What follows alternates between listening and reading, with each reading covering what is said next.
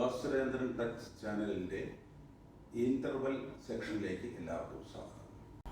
അതുപോലെ നമുക്ക് പുതിയ ഒരു സന്ദർഭത്തിൽ തുടങ്ങി പഴയ കാര്യങ്ങളിലേക്ക് പോകാം. ഒരു വിവാദത്തിൽ നിന്ന് തന്നെ തുടങ്ങാം. അടുത്തുള്ള 2 വിവാദങ്ങൾ മലയാള സിനിമയിൽ ഉണ്ടായി. രണ്ടും കേരള ചലച്ചിത്ര അക്കാദമിയുമായി ബന്ധപ്പെട്ട് ഉണ്ടായതാണ്. കേരള ചലച്ചിത്ര അക്കാദമിയുടെ ചെയർമാൻ പ്രശസ്ത തിരക്കഥാകൃത്തും സംവിധായകനുമായ രഞ്ജിത്ത് ഒരറ്റത്തും പ്രശസ്ത ചലച്ചിത്ര സംവിധായകൻ ഡോക്ടർ ബിജു മറുഅറ്റത്തും നിൽക്കുന്ന ഒരു വിവാദമായിരുന്നു. ഫിലിമോത്സവ് നടക്കുന്ന ദിവസങ്ങളിലാണ് വിവാദം ഉണ്ടായത്. 2 കാരണങ്ങൾ കൊണ്ട് ഞാൻ അതിൻ്റെ ഒരുപാട് വിശദാംശങ്ങളിലേക്ക് പോകുന്നില്ല. ഒന്ന്, ഈ ഫിലിമോത്സവ് ഞാൻ കണ്ടില്ല, ഒരു ഉത്സാഹം തോന്നിയില്ല. 2, ഡോക്ടർ ബിജുവിൻ്റെ സിനിമകൾ എൻ്റെ അഭിരുചിയിൽ വരുന്നതല്ല. ഞാനിവിടെ ബിജുവിൻ്റെ സിനിമകൾ വിമർശിച്ചിട്ടില്ല. ആ സിനിമകൾ എൻ്റെ അഭിരുചിയിൽ വരുന്നതല്ല എന്നേ പറഞ്ഞുള്ളൂ. അപ്പോൾ ബിജുവിൻ്റെ സിനിമകൾ കാണാൻ ആളില്ല തിയേറ്ററിൽ. തൊട്ടടുത്ത് ആ തിയേറ്ററിൻ്റെ തന്നെ ആ തിയേറ്റർ കോംപ്ലക്സിൻ്റെ തൊട്ടടുത്ത തിയേറ്ററിൽ ഓടിയ ഒരു മലയാള സിനിമയ്ക്ക് നല്ല ആളായിരുന്നു. അതുകൊണ്ട് ബിജു തൻ്റെ സിനിമകളുടെ പ്രസക്തിയെപ്പറ്റി വീട്ടുവിചാരം നടത്തണമെന്നാണ് രഞ്ജിത്ത് പറഞ്ഞത്. വളരെ മൈൽഡായിട്ടാണ് പറയുന്നത്. ഇവിടെ പ്രശ്നം സംഭവിച്ചത് എന്താണെന്ന് വെച്ചാൽ, ഇന്ത്യൻ എക്സ്പ്രസിൻ്റെ സെലിബ്രിറ്റി ഇൻ്റർവ്യൂ സീരീസിൻ്റെ ഭാഗമായിട്ടാണ് ഈ ഇൻ്റർവ്യൂ നടത്തിയത്. അവർ 1 മാസം മുമ്പോ മറ്റോ നടത്തിയ ഇൻ്റർവ്യൂ ആണ് ഇത്. ഫിലിമോത്സവ ദിവസങ്ങളിൽ ഇത് പത്രത്തിൽ അച്ചടിച്ച് വരുമെന്ന് രഞ്ജിത്ത് വിചാരിക്കുന്നില്ല. അത് കേരള ചലച്ചിത്ര അക്കാദമി ചെയർമാൻ്റെ സീറ്റിലിരുന്ന് ഫിലിമോത്സവ ദിവസങ്ങളിൽ പറഞ്ഞതാണ് എന്ന് തോന്നലുണ്ടാക്കിയതാണ് പ്രശ്നമായത്. അതിനു മുമ്പ് എത്രയോ ആഴ്ചകൾക്ക് മുമ്പ് എടുത്ത ഇൻ്റർവ്യൂ ആയിരിക്കണം അത്. പക്ഷേ അതിനകത്ത് ഒരു ചെറിയ പ്രശ്നമുള്ളത്, വളരെ കാഷ്വലായിട്ടാണ് രഞ്ജിത്ത് സംസാരിക്കുന്നത്. ഷർട്ടിൻ്റെ ബട്ടൺസ് ഇട്ടിട്ടില്ല, ഇടയ്ക്ക് സിഗരറ്റ് എടുത്ത് മുത്തുന്നുണ്ട്, കാലൊന്ന് ഉയർത്തി വെച്ചിട്ടുണ്ട്. അങ്ങനെ കാഷ്വലായിട്ട് സംസാരിക്കാൻ ഒരാൾക്ക് അവകാശമില്ലെന്ന് ചോദിച്ചാൽ, കാഷ്വലായിട്ടല്ലല്ലോ പത്രത്തിൻ്റെ ആൾക്കാരെ രഞ്ജിത്തിനെ സമീപിച്ചത്. അവർ വളരെ ഫോർമലായിട്ടാണ് സമീപിച്ചിരിക്കുന്നത്. ഇന്ത്യൻ എക്സ്പ്രസ് പോലൊരു പത്രത്തിൻ്റെ പ്രധാനപ്പെട്ട പ്രോജക്റ്റുകളിലൊന്നാണ് ഈ ഇൻ്റർവ്യൂ സീരീസ്. അപ്പോൾ അതിൻ്റെ ഭാഗമായിട്ട് രഞ്ജിത്തിനെ ചെന്ന് കാണുമ്പോൾ നമ്മൾ ഈ നേരത്തെ വിളിച്ച് പറഞ്ഞിട്ട് ഒരു അതിഥി വരുമ്പോൾ നമ്മൾ ഡ്രസ്സഡായി നിൽക്കുന്നത് നമ്മൾക്ക് വേണ്ടിയല്ല, ആ അതിഥികളെ ആദരിക്കാൻ വേണ്ടി കൂടിയാണ്. അപ്പോഴിങ്ങനെ ആ അതിഥികൾ ഒരു നേരത്തെ വിളിച്ച് പറഞ്ഞിട്ട് അതിഥികൾ വരുമ്പോൾ പത്രപ്പെടുത്താനാണെങ്കിലും മറ്റാരെങ്കിലും ആണെങ്കിലും നമ്മൾ ബട്ടൺസൊക്കെ ഇടാതെ വളരെ കാഷ്വലായി അവരെ സ്വീകരിക്കുകയാണെങ്കിൽ അതൊരു ബഹുമാനക്കുറവ് അവർക്ക് ഫീൽ ചെയ്യും. അങ്ങനെ ഒരു ബഹുമാനക്കുറവ് ആ ഇൻ്റർവ്യൂവിലുടനീളം ഉണ്ടായിരുന്നു. അത് രഞ്ജിത്ത് ഒഴിവാക്കേണ്ടതായിരുന്നു. നമ്മൾ ഇൻ്റർവ്യൂവിലൊക്കെ ഇരിക്കുമ്പോൾ ബട്ടൺസൊക്കെ ഇടണം. അങ്ങനെ കാഷ്വലായിട്ട് ഇരുന്നുകൊണ്ടാണ് ആളുകൾ പിന്നെ വാടമ്പിയെന്നും വരിക്കാശ്ശേരി മനയെന്നും 6-ാം തമ്പുരാനെന്നും ഒക്കെ പറയേണ്ട സാഹചര്യം ഉണ്ടായത്. പിന്നെ ബിജുവിൻ്റെ പക്ഷത്തെന്ന് പറഞ്ഞാൽ, ബിജു ഈ വിവാദം ഉണ്ടായ ഉടനെ കേരള ഫിലിം ഡെവലപ്മെൻറ്റ് കോർപ്പറേഷൻ്റെ സമിതിയിൽ നിന്നങ്ങ് രാജിവെച്ചു. അതെന്തിനാണ് വാസ്തവത്തിൽ? ബിജു കേരള ചലച്ചിത്ര അക്കാദമിയിലെ സമിതിയിൽ അംഗമായിരുന്നുവെങ്കിൽ അതിൻ്റെ ചെയർമാൻ ഇങ്ങനെ തനിക്ക് പിന്നെ വേദന ഉണ്ടാക്കുന്നൊരു പരാമർശം നടത്തിയതിൻ്റെ പേരിൽ രാജിവെച്ചതിരുന്നുവെങ്കിൽ പ്രസക്തി ഉണ്ടാകുന്നില്ല. KFDC വേറൊരു, കേരള ഫിലിം ഡെവലപ്മെൻറ്റ് കോർപ്പറേഷൻ വേറൊരു സ്ഥാപനമല്ലേ. ഇത് പണ്ടാരാ പറഞ്ഞ പോലെ പിന്നെ ജൗളി പൊക്കി കാണിക്കാൻ തോന്നിയപ്പോൾ താൻ പാൻസാണ് ഇട്ടിരിക്കുന്നതിനാൽ തൊട്ടടുത്ത് മുണ്ടെടുത്ത് നിന്നിരുന്ന ഒരാളിൻ്റെ ജൗളി പൊക്കി കാണിച്ച പോലെ ആയില്ലേ, കോമഡി ആയില്ലേ? അല്ല, ഈ ബിജു ഇതുപോലെ 2-3-4 കോമഡി സീനുകൾ തൻ്റെ സിനിമയ്ക്കകത്തോട്ടം കിട്ടാൻ രഞ്ജിത്ത് ചൂണ്ടിക്കാണിച്ച പ്രശ്നം വരില്ല, അതിന് ആൾ കയറും. കേരള ചലച്ചിത്ര അക്കാദമി ചിത്രത്തിൽ വരുന്ന 2ാമത്തെ വിവാദത്തിൻ്റെ പേര് ബാലചന്ദ്ര മേനോൻ അഥവാ ബാലചന്ദ്ര മേനോനാണ്. 2 മാസം മുമ്പ് നടന്ന കേരളീയം പരിപാടിയുടെ ഭാഗമായി പ്രദർശിപ്പിച്ച 100 മലയാള സിനിമകളിൽ തൻ്റെ ജനപ്രിയങ്ങളായ കാലഘട്ടം സൃഷ്ടിച്ച ഒരു സിനിമ പോലും ഉൾപ്പെടുത്താത്തതിൽ ബാലചന്ദ്ര മേനോൻ അഥവാ ബാലചന്ദ്ര മേനോനിലെ ആദ്യത്തെ ബാലചന്ദ്ര മേനോൻ സോഷ്യൽ മീഡിയയിലൂടെ ക്ഷോഭം പ്രകടിപ്പിച്ചു. ചലച്ചിത്ര അക്കാദമി, ഇതിന് ഉത്തരവാദികളായ ചലച്ചിത്ര അക്കാദമി മറുപടി പറയണം എന്നാണ് പറഞ്ഞത്. ചുമ്മാ മറുപടിയാക്കേണ്ട മേനെ ഒരു ഷോക്കോസ് നോട്ടീസ് തന്നെ കൊടുക്കത്തൂടെ? ഉത്തരവാദിത്തപ്പെട്ടവരുടെ മറുപടി തൃപ്തികരം അല്ലെങ്കിൽ എല്ലാവരെയും പിരിച്ചുവിടണം. ഈ ബാലചന്ദ്ര മേനോനിൽ നിന്ന് നമ്മൾ അഥവാ ബാലചന്ദ്ര മേനോനിലേക്ക് വരുമ്പോൾ ഞാൻ പണ്ട് കേട്ടൊരു കഥയാണ് ഓർക്കുന്നത്. മഹാരാജാവിന് മുന്നിൽ പരാതിയുമായി ഒരു യുവകോമളൻ വരുന്നു. താൻ പണ്ഡിതനാണ്, പ്രഗത്ഭനാണ്, സർവകലാവല്ലഭനാണ്. പക്ഷേ രാജാവിൻ്റെ പണ്ഡിതന്മാരടങ്ങിയ ഉപദേശക സമിതിയിൽ തനിക്ക് അംഗത്വം നിഷേധിക്കുന്നു. അത് നീതികേടാണ് എന്നതാണ് ഈ യുവകോമളൻ്റെ പരാതി. രാജാവ് ഉടൻ തന്നെ പണ്ഡിത സഭയിലെ പണ്ഡിതന്മാരടങ്ങിയ ആ സമിതിയിലെ ഏറ്റവും വലിയ പണ്ഡിതനെ വിളിച്ച് ഈ ചെറുപ്പക്കാരൻ പറയുന്നത് എന്താണെന്ന് കേൾക്കൂ, വിശദമായി കേട്ട് അയാളെ അഭിമുഖം നടത്തിയിട്ട് വിവരം തന്നെ അറിയിക്കണം എന്ന് രാജാവ് പറയുന്നു. പണ്ഡിതൻ അതുപോലെ ചെയ്യുന്നു. വിശദമായ അഭിമുഖത്തിന് ശേഷം വന്ന് രാജാവിന് റിപ്പോർട്ട് നൽകുന്നു. മഹാപണ്ഡിതൻ പറയുന്നത്, മഹാരാജൻ, ആ യുവാവ് പറഞ്ഞത് അക്ഷരം പ്രതി ശരിയാണ്. അയാൾ മഹാപണ്ഡിതനാണ്, പ്രഗത്ഭനാണ്, സർവകലാവല്ലഭനുമാണ്. പക്ഷെ ഒരു കുറവുണ്ട്. അതെന്താണ്? അവന് ഒരടിയുടെ കുറവുണ്ട്. ഈ കുറവുള്ള ഈ അടിയാണോ ചലച്ചിത്ര അക്കാദമി തനിക്ക് നൽകിയതെന്ന് ബാലേന്ദ്രമേനോന് വേണമെങ്കിൽ ആലോചിക്കാവുന്നതാണ്.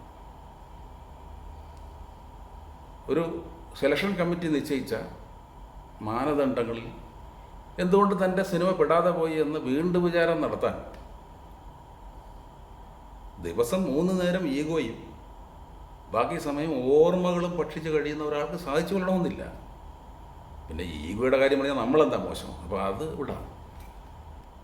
കാര്യത്തിലേക്ക് വന്നാൽ, ഞാൻ കണ്ട ബാലചന്ദ്ര മേനോൻ സിനിമകളിൽ ഒരു സിനിമയാണ്, ഒരു സിനിമ മാത്രമാണ് എനിക്ക് ഒരുപാട് ഇഷ്ടം. ആ സിനിമയുടെ പേര് പറയാം. ആ ചിരിയൊക്കെ കണ്ട് നമ്മൾ ചിരിച്ചു പോകുന്നത് സ്റ്റുപ്പിഡ് എന്ന് പറയുന്നില്ല, ഫണ്ണി എന്ന് പറയാം. തരികിടകൾ കാണിച്ച് പണക്കാരി പെൺകുട്ടിയുടെ ഹൃദയം കവർന്ന് അമേരിക്കയിലേക്ക് രക്ഷപ്പെടുന്ന ഒരു ചെറുപ്പക്കാരൻ്റെ കഥയാണ് പറയുന്നത്. അത്രയും കൊണ്ട് കുഴപ്പമില്ല. പക്ഷേ ഈ ചെറുപ്പക്കാരൻ്റെ പശ്ചാത്തലം പറയുമ്പോൾ അയാൾ സ്വാതി തിരുനാൾ മ്യൂസിക് അക്കാദമിയിൽ നിന്ന് സംഗീതത്തിൽ ബിരുദം എടുത്ത ആളാണ്. അവിടെയാണ് കുഴപ്പം. ചക്ക കുഴയും പോലെ കുഴഞ്ഞു. നമ്മൾ ഒരു വിഷയം ദീർഘകാലം പഠിച്ചാൽ ആ വിഷയത്തിൻ്റെ ഒരു മുദ്ര നമ്മുടെ സ്വഭാവത്തിലും സംസാര രീതിയിലും പെരുമാറ്റത്തിലും എല്ലാം കാണും. സംഗീതത്തിൽ ബിരുദമെടുത്ത ഒരു ചെറുപ്പക്കാരൻ്റെ യാതൊരു കാരണവശാലും അയാളങ്ങ് പോക്ക് കെട്ടാലും ഇതുപോലെ തരികിട കളിച്ചും പോക്കറ്റടിച്ചും ഒന്നും സ്മാർട്ട് കളിച്ചും ഒന്നും ജീവിക്കില്ല. അതിനെ അയാൾക്ക് കൊള്ളില്ല. അതാണ് കാര്യം. ഞാൻ കണ്ട മറ്റൊരു സിനിമയിൽ തലയിൽ കെട്ടുമായിട്ടൊരാൾ ഇങ്ങനെ ആകാശത്ത് പൊട്ടിക്ക് വീഴുകയും വർക്ക്ഷോപ്പ് നടത്തി, ഡ്രൈവിംഗ് സ്കൂൾ നടത്തി, നേരത്തെ പറഞ്ഞ പോലെ പണക്കാരി പെൺകുട്ടിയുടെ ഹൃദയം കവർന്ന് സ്മാർട്ട് കളിച്ചും ജീവിക്കുന്ന ഒരു കഥയാണ് നമ്മൾ കാണുന്നത്. നമ്മൾ അത്ഭുതപ്പെടും. ഇയാൾക്ക് കല്യാണം കഴിക്കുമ്പോൾ വരാൻ പോലും ഒരു അച്ഛനോ അമ്മയോ അമ്മാവനോ മച്ചുനോ നാട്ടുകാരനോ ഒന്നുമില്ലേ. പക്ഷേ ഈ ചോദ്യം ഉദിക്കുന്നില്ല. കാരണം വേരുകളില്ലാത്ത കഥാപാത്രത്തിന് നിന്ന് പിഴയ്ക്കാൻ മലയാള സിനിമ പണ്ടേ ഒരു വഴി കണ്ടുപിടിച്ച് വെച്ചിട്ടുണ്ട്, എളുപ്പ വഴി. അനാഥനാണ്. അപ്പോൾ പിന്നെ വേറെ ചോദ്യമില്ലല്ലോ. പക്ഷേ അനാഥത്വത്തിൻ്റെ ആത്മനമ്പരങ്ങളുമായി വളർന്നു വരുന്ന ഒരാൾ ഈ പദ്ധതിയിലല്ലല്ലോ മാഷേ പെരുമാറുകയും പ്രതികരിക്കുകയൊക്കെ ചെയ്യുന്നതെന്ന് ചോദിച്ചാൽ പറയും കഥയിൽ ചോദ്യമില്ല. മറ്റൊരു മേനോൻ സിനിമയിൽ സീനിയർ IAS ഓഫീസറായ ശ്രീവിദ്യ ജില്ലാ കളക്ടറായി വരുന്നു. മേനോൻ ഈ സിനിമയൊക്കെ നിർമ്മിക്കുന്ന കാലത്ത് സ്ഥിരമായി തിരുവനന്തപുരത്തെ ഗീത് ഹോട്ടലിലാണ് താമസിച്ചിരുന്നത്. ഒരു 5-5:30 മണിയോടുകൂടി ആ ഗീത് ഹോട്ടലിൽ നിന്ന് ഇറങ്ങി റോഡിലിറങ്ങി സെക്രട്ടറിയലിൻ്റെ പണി കഴിഞ്ഞ് മടങ്ങുന്ന ഏതെങ്കിലും ചേട്ടനോടോ ചേച്ചിയോടോ ചോദിച്ചിരുന്നെങ്കിൽ പറയുമായിരുന്നു, സിവിൽ സർവീസ് പരീക്ഷ എഴുതി IAS പാസ്സാവുന്ന ഒരാളെ സംബന്ധിച്ചിടത്തോളം ജില്ലാ കളക്ടർ പദവിയൊക്കെ പിള്ളേർ കളിയാണ്. അവർ സീനിയർ ആകുമ്പോൾ വേറെ മറ്റ് വലിയ ഉത്തരവാദിത്തങ്ങളിലേക്കാണ് പോകുന്നത്. അത് ചെയ്തില്ല. ഫലമോ നമുക്ക് ചിരി.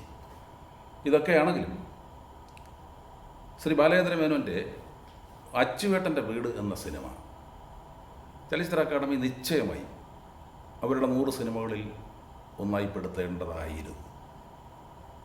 ആ സിനിമ വളരെ മൗലികവും മനോഹരവുമാണ്. ഒരു വീട്, സ്വന്തമായൊരു വീട് എന്ന സ്വപ്നം വരച്ചുണ്ടാക്കി അതിനെ താലോലിച്ച് കഴിയുന്ന ഉദ്യോഗസ്ഥനായ ഒരാൾ പെട്ടെന്നങ്ങ് മരിച്ചു പോകുമ്പോൾ നിഷ്കളങ്കയായ ആ വീട്ടമ്മയുടെ ജീവിതത്തിലുണ്ടാകുന്ന കേന്ദ്ര സന്ദർഭം മൗലികവും ഒന്നാം തരവുമാണ്. ആ വീട്ടമ്മയുടെ റോൾ ചെയ്യാൻ രോഹിണി ഹട്ടങ്കടി എന്ന നടിയെ നിശ്ചയിച്ചതിലും ഒരു സംവിധാന മികവുണ്ട്.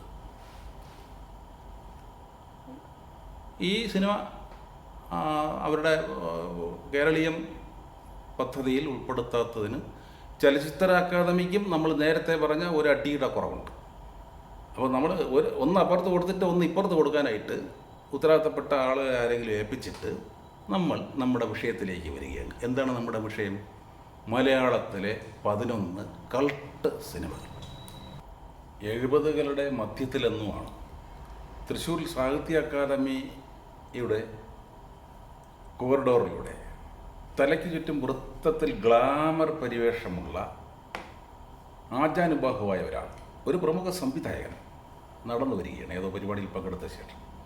ഈ നടന്നു വരുന്ന സംവിധാനത്തോട് ഒപ്പം കയറി നടന്നുകൊണ്ടൊരു പത്രപ്രവർത്തകൻ അദ്ദേഹത്തെ ഒന്ന് ഇരുത്ത് മുതൽ ചോദിച്ചു, അല്ല പണ്ടൊരു സ്വർണ്ണ മെഡൽ കിട്ടി, പിന്നീട് സ്വർണ്ണമൊന്നും തരായില്ല. ഉവ്വോ.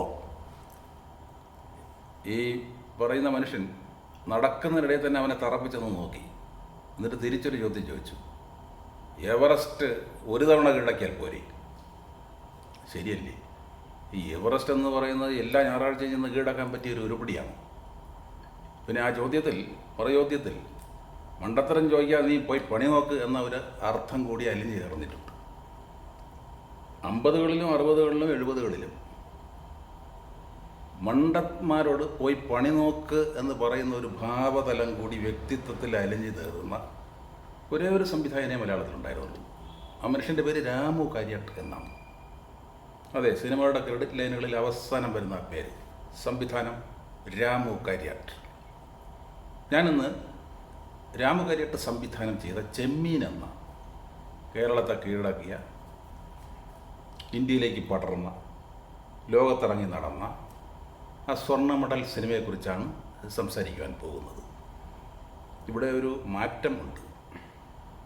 11 കൾട്ട് സിനിമകളിൽ ആദ്യമായി പിറന്ന വർഷത്തിൻ്റെ ക്രമത്തിൽ ആദ്യമായി ഇറങ്ങിയ 1964 ഭാർഗവി നിലയത്തെക്കുറിച്ച് സംസാരിക്കുമെന്നാണ് കഴിഞ്ഞ എപ്പിസോഡിൽ ഞാൻ പറഞ്ഞിരുന്നത്.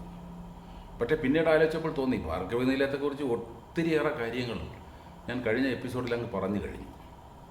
വീണ്ടും തൊട്ടടുത്ത എപ്പിസോഡിൽ തന്നെ ഭാർഗവി നിലയത്തിലെ അപാര തീരത്തിലേക്ക് ഞാൻ നടന്നാൽ അത് പ്രേക്ഷകർക്ക് ഒരു ആവർത്തന വിരസതയാവുകയില്ലേ എന്ന് ഞാൻ ശങ്കിക്കുകയാണ്.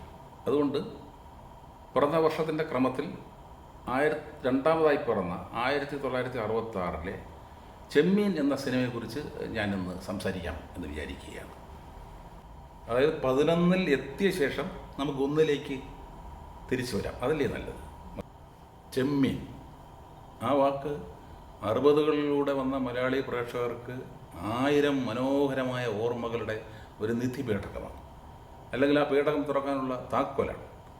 അറിയാമല്ലോ, അതേ പേരിലുള്ള തകഴിയുടെ പ്രശസ്ത നോവലിൻ്റെ ചലച്ചിത്രാവിഷ്കാരമാണ് ചെമ്മീൻ. കൺമണി ബാബു നിർമ്മിച്ച് രാമു കാര്യാട്ട് സംവിധാനം ചെയ്ത് 1965 ഷൂട്ട് ചെയ്ത് 1966 66 ഓണക്കാലത്താണ് ചെമ്മീൻ റിലീസ് ചെയ്യുന്നത്. 65 സെൻസർ ചെയ്തിരുന്നതിനാൽ 1965 ദേശീയ സ്വർണ്ണ മെഡൽ മലയാളികൾക്കായി ആദ്യമായി സമ്പാദിച്ച് മലയാളികൾ ഒരു ഉത്സവം പോലെ കൊണ്ടാടിയ ആദ്യത്തെ സിനിമയാണ് ചെമ്മീൻ. നേരത്തെ അങ്ങനെ ഒരു അനുഭവമില്ല. മലയാളികൾ ആകാംക്ഷയോടെ കാത്തിരുന്ന ഒരു സിനിമ കൂടിയാണത്. കാരണം ഈ സ്വർണ്ണ മെഡൽ പ്രഖ്യാപിക്കുമ്പോഴും സിനിമ തിയേറ്ററുകളിൽ വന്നിട്ടില്ല. ഒരു സിനിമയ്ക്കായി ഒരു ദേശം മുഴുവൻ ആകാംക്ഷയോടെ കാത്തിരിക്കുക എന്ന അനുഭവം ആദ്യമായി സൃഷ്ടിക്കുന്നതും ചെമ്മീനാണ്. 1966 ഓണക്കാലത്ത് അന്നൊക്കെ ഈ 12ഉം 14 തിയേറ്ററുകളിലാണ് പരമാവധി ഒരു സിനിമ റിലീസ് ചെയ്യുന്നത്. ചെമ്മീനും അങ്ങനെ തന്നെയാണ്. ഇന്നത്തെ പോലെ 200, 300, 400 സ്ക്രീനുകളൊന്നുമില്ല. പ്രധാന പട്ടണങ്ങളിൽ മാത്രം റിലീസ് ചെയ്യും. 1966 ഓണക്കാലത്ത് ട്രെയിൻ പിടിച്ചും ബസ്സിൽ കയറിയും കാറ് പിടിച്ചും പട്ടണങ്ങളിൽ പോയി ചെമ്മീൻ കണ്ടുകൊണ്ടാണ് മലയാളികൾ ഓണം ആഘോഷിച്ചത്. 2 മലയാളികൾ കണ്ടുമുട്ടിയാൽ ഉയരുന്ന ആദ്യത്തെ കുശലപ്രശ്നം ചെമ്മീൻ കണ്ടോ എന്നായിരുന്നു. സിനിമാ പ്രേമികളായ പുതിയ കുട്ടികൾ അറിയാൻ വേണ്ടി പറയുകയാണ്, അരിയാഹാരം കഴിക്കാത്തവനും ചെമ്മീൻ കാണാത്തവന് മലയാളിയല്ല എന്നാണ് 66 ഓണക്കാലത്ത് പിറന്ന മുദ്രാവാക്യം. സിനിമയുടെ തുടക്കത്തിൽ വന്ന ക്രെഡിറ്റ് ലൈനുകൾ തന്നെ സൂചിപ്പിച്ചു ചെമ്മീൻ ഒരു സാധാരണ സിനിമയല്ല എന്ന്. ഛായാഗ്രഹണം മാർക്കസ് ബട്ട്ലി, സംഗീത സംവിധാനം സലിൽ ചൗധരി, എഡിറ്റിംഗ് ഹൃഷികേശ് മുഖർജി. ഒരുമാതിരി ഇറക്കുമതി ചെയ്ത സിനിമ പോലൊരു സിനിമ. നീലക്കുയിലും ന്യൂസ് പേപ്പർ ബോയിയും ഭാർഗവി നിലയവും ഒഴികെ അന്ന് വരെ ഇറങ്ങിയ സകല മലയാള സിനിമകളെയും റദ്ദാക്കുന്ന അല്ലെങ്കിൽ പഴഞ്ചരക്കാക്കുന്ന വിധം ദൃശ്യ ഭംഗിയിലും സാങ്കേതിക പൂർണ്ണതയിലും ഭാവ സൗന്ദര്യത്തിലും അത്യുന്നതങ്ങളിൽ എത്തിയ സിനിമ. കേരളത്തിൻ്റെ മുഴുവൻ കടൽ തീരത്തിനും സംഗീതം പകരും വിധം ഉള്ള ഗാനങ്ങൾ കൊണ്ട് മലയാളികളെ വിഭ്രമിപ്പിച്ച സിനിമ. സത്യനും കൊട്ടാരക്കര ശ്രീധരൻ നായരും മധുവും ഷീലയും അടൂർ ഭവാനിയും ട്രോഫി നേടാൻ മത്സരിച്ച് കളിക്കും പോലെ കളിച്ച ഒരു സിനിമ. സാങ്കേതിക കലാകാരന്മാരെ കൂടി ഉൾപ്പെടുത്തിയാൽ ഗോൾ പോസ്റ്റിലേക്ക് പന്ത് തുരുതുരായി ഇടിച്ചു കയറിയ സിനിമ. സംവിധായകൻ ഉൾപ്പെടെ കളിച്ച സകലരും ഗോളടിച്ച സിനിമ. ഞാൻ നേരത്തെ സൂചിപ്പിച്ചതുപോലെ ചെമ്മീൻ മലയാളികൾക്കൊരു സിനിമ മാത്രമായിരുന്നില്ല, അത് ഓണവും ക്രിസ്മസും ബക്രീദും പോലെ ഒരാഘോഷമായിരുന്നു. അങ്ങനെ ഒരു ആഘോഷ മലയാള സിനിമ ചെമ്മീന് മുമ്പും ഉണ്ടായിട്ടില്ല, പിൻപും ഉണ്ടായിട്ടില്ല. ചെമ്മീനെക്കുറിച്ച് വർഷങ്ങൾക്ക് ശേഷം രാമു കാര്യാട്ട് സ്വതസിദ്ധമായ സൗന്ദര്യമുള്ള ഒരുതരം ആരഗൻസോടെ, അതെ, ഒരു അഹംഭാവത്തോടെ പറഞ്ഞത് തെന്നിന്ത്യയിൽ ജീവിച്ചിരിക്കുന്ന ഒരേ ഒരു മലയാള സിനിമ എന്നാണ്. കടലിൽ മീൻ പിടിച്ചും കടൽ തീരത്ത് വിറ്റും ജീവിക്കുന്ന പാവപ്പെട്ട മനുഷ്യരുടെ ഇടയിലെ പ്രേമത്തിൻ്റെയും പ്രേമഭംഗത്തിൻ്റെയും കഥ പറയുന്ന ചെമ്മീനിൽ സ്വാഭാവികമായും കടൽ ഒരു കഥാപാത്രമാണ്. അതിനെപ്പറ്റി ഒരുപാട് എഴുതിയും പറഞ്ഞും വന്നിട്ടുണ്ട്. ഞാൻ കഴിഞ്ഞ എപ്പിസോഡിൽ ഒരു വാഗ്ദാനം തന്നിട്ടുണ്ട്. ഓരോ കൾട്ട് സിനിമയെക്കുറിച്ചും പറയുമ്പോൾ ഇതുവരെ ആ സിനിമയെക്കുറിച്ച് ആരും പറയാത്തൊരു കാര്യം, ആ സിനിമയെക്കുറിച്ച് എഴുതി വന്നിട്ടില്ലാത്തൊരു കാര്യം ഞാൻ പറയും എന്ന്. ചെമ്മീനെക്കുറിച്ച് ഇതാ പിടിച്ചോളൂ. നമുക്ക് കടലിൽ നിന്ന് തുടങ്ങാം. ചെമ്മീൻ സിനിമ എന്നാൽ കടൽ കടൽ കടൽ ആണല്ലോ. പാട്ടിലും കടൽ, പറച്ചിലും കടൽ, കാഴ്ചയിലും കടൽ, കാണാപ്പുറത്തും കടൽ. ഈ കടലിങ്ങനെ വന്നു പോകുന്നതിനിടയിൽ, കടൽ തിരകളിങ്ങനെ വന്നു പോകുന്നതിനിടയിൽ അത് ചിത്രീകരിക്കുന്ന ക്യാമറയ്ക്ക് മാറിപ്പോകാൻ പറയാൻ സാധിക്കാത്ത വിധം വേറൊരു കഥാപാത്രം ചെമ്മീനിൽ കടന്നു വരുന്നുണ്ട്. എന്താണത്? സാക്ഷാൽ ആകാശം. കടലിൻ്റെ സിനിമ എന്ന് ചെമ്മീനെ എത്ര ശക്തമായി വിശേഷിപ്പിക്കാമോ അത്രയും ശക്തമായി ചെമ്മീൻ ആകാശത്തിൻ്റെയും സിനിമയാണ്. കഥ പറയാൻ ആകാശത്തെ എടുത്തിട്ട് ഇങ്ങനെ കളിക്കുന്നൊരു മലയാള സിനിമ ചെമ്മീന് മുമ്പും ഉണ്ടായിട്ടില്ല, ചെമ്മീന് ശേഷവും ഉണ്ടായിട്ടില്ല. പാട്ടിൽ കടലിനക്കരെ പോണവരും കാണാപ്പുന്നതിന് പോകുന്നവരും തുഴഞ്ഞു പോകുന്നത് ആകാശത്തിലേക്ക്. മാനസമൈനെ വരുമെന്ന പരീക്കുട്ടിയുടെ പ്രണയാർദ്ര ഗാനത്തിന് സാക്ഷി നിൽക്കുന്നത് കടലും, കടലിനോടൊപ്പം നിലാവിനോടൊപ്പം ആകാശവും.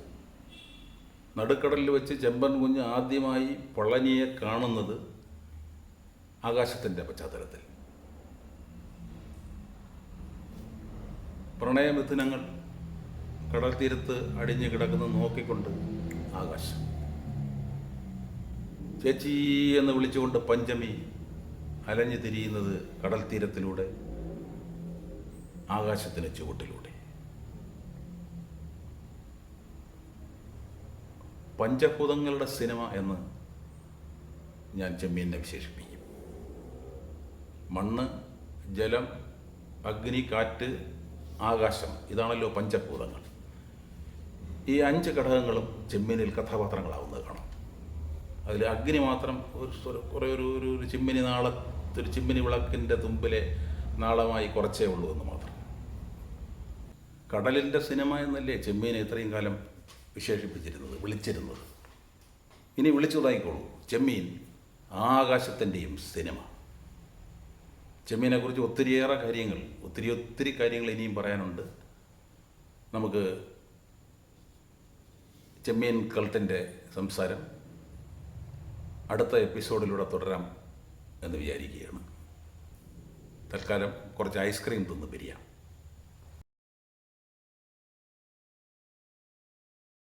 പണ്ട് സിനിരമ എന്ന പേരിൽ ഒരു സിനിമാ പ്രസിദ്ധീകരണം ഉണ്ടായിരുന്നു. ആ 60കളുടെ ഒടുവിലും 70കളിലും കത്തി നിന്ന ഒരു പ്രസിദ്ധീകരണമാണ്. ആചാര്യനായ പ്രഗത്ഭനായ കാമ്പശ്ശേരി കരുണാകരനായിരുന്നു ജനയം ഗ്രൂപ്പിൽ നിന്നിറങ്ങിയ സിനിരമയുടെ എഡിറ്റർ. ഞാനൊക്കെ സിനിമയിൽ ഹരം പിടിച്ചു തുടങ്ങുന്ന കാലമാണ്. അതുകൊണ്ട് ഈ സിനിമാ പ്രസിദ്ധീകരണങ്ങളൊക്കെ അരിച്ചു പെറുക്കി വായിക്കും. 67 സിനിരമ തുടങ്ങുമ്പോൾ ആ തുടങ്ങിയ ലക്കത്തിൽ തന്നെ കട്ട് എന്നൊരു പങ്ക്തി ആരംഭിച്ചിരുന്നു. സിനിമയിൽ സംവിധായകൻ്റെയോ സാങ്കേതിക പ്രവർത്തകരുടെയോ നോട്ടപ്പിശക് മൂലം സംഭവിക്കുന്ന തെറ്റുകൾ ചൂണ്ടിക്കാട്ടാൻ പ്രേക്ഷകർക്ക്, വായനക്കാർക്ക് അവസരം നൽകുന്നൊരു പങ്ക്തിയാണ്. ആദ്യത്തെ കട്ട് വീണത്, അതായത് കട്ട് പങ്ക്തിയുടെ കത്രിക ആദ്യം വീണത് ചെമ്മീൻ്റെ പുറത്താണ്. ചെമ്മീനിൽ ഒടുവിൽ വരീക്കുട്ടിയും കറുത്തമ്മയും കടത്തീരത്ത് അടിഞ്ഞുകൂടി കിടക്കുന്ന ആ സീൻ സ്വാഭാവികമായും പ്രഭാതം എന്ന നിലയിലാണ് അത് എസ്റ്റാബ്ലിഷ് ചെയ്യുന്നത്. അപ്പോൾ ഒരു പ്രേക്ഷകൻ എഴുതിയത്, ഒരു വായനക്കാരൻ എഴുതിയത് ഈ സീൻ തെറ്റാണ്. കാരണം അതിൽ തെങ്ങുകളുടെ നിഴൽ, പശ്ചാത്തലത്തിൽ നിൽക്കുന്ന തെങ്ങുകളുടെ നിഴൽ കരയിലേക്കാണ് കയറിപ്പോയിരിക്കുന്നത്. കരയിലേക്കെന്ന് പറയുമ്പോൾ കിഴക്കോട്ടാണ് പോയിരിക്കുന്നത്. കേരളത്തിൽ ഒരു കടൽ തീരത്തും പ്രഭാതത്തിൽ തെങ്ങുകളുടെ നിഴൽ കരയിലേക്ക് പോകില്ല. പ്രഭാതമാണെങ്കിൽ കടൽ പടിഞ്ഞാറോട്ടേ പോകും. അപ്പോൾ അത് ചൂണ്ടിക്കാണിച്ച ശേഷം ഈ സീൻ തെറ്റാണെന്ന് പറഞ്ഞിരിക്കുകയാണ്. ഞാൻ വല്ലാതെ അത്ഭുതപ്പെട്ടുപോയി. സംവിധായകൻ ഒരുപക്ഷെ ഈ സിനിമയിൽ പ്രഭാതത്തിൽ നടക്കുന്ന സീൻ പ്രഭാതത്തിൽ തന്നെ ചിത്രീകരിക്കണമെന്നില്ല, അത് ഉച്ചകഴിഞ്ഞ് ചിത്രീകരിച്ചാവാം. പക്ഷേ ഇത് ഇത്തരം അബദ്ധങ്ങൾ വരാതെ കൂടി നോക്കണം. അപ്പോൾ സംവിധായകൻ്റെ കണ്ണ് എത്താത്തിടത്ത് പ്രേക്ഷകൻ്റെ കണ്ണ് ചെല്ലുന്ന ആ കുറിപ്പ് ഇത്രയും വർഷങ്ങൾക്ക് ശേഷവും എനിക്ക് മറക്കാൻ സാധിക്കുന്നില്ല. സംവിധായകരെല്ലാം ജാഗ്രത. നിങ്ങളുടെ കണ്ണെത്താത്തിടത്ത് പ്രേക്ഷകൻ്റെ കണ്ണ് ചെല്ലും.